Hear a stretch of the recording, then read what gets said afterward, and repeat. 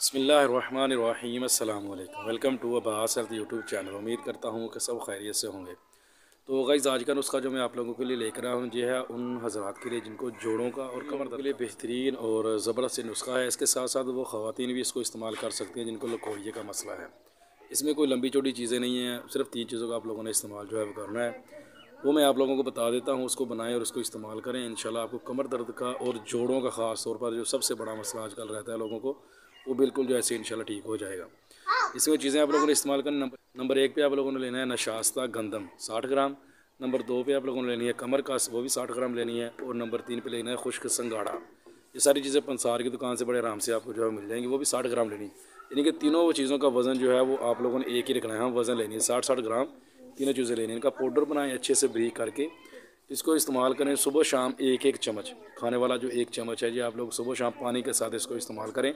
इंशाल्लाह जोड़ों का दर्द जो है वो बिल्कुल ख़त्म हो जाएगा। जितनी भी बंदे की एज हो, ज़्यादा एज के ख़ास तौर पर जो लोगों को मसला होता है, जितनी भी बंदे की एज हो उसको आप लोग ज़रूर इस्तेमाल करवाएं। इंशाल्लाह उसको इससे बहुत ज़्यादा फ़ायदा होगा। और वो ख़वातीन भी इसको जो है इस्तेमाल कर सकते हैं जिनको लकोरिये का मसला होता है। लकोरिये के लिए बेहतरीन और ज़बरदस्त ये नुस्खा है, वो भी इसको इस्तेमाल जो है वो कर सकती हैं।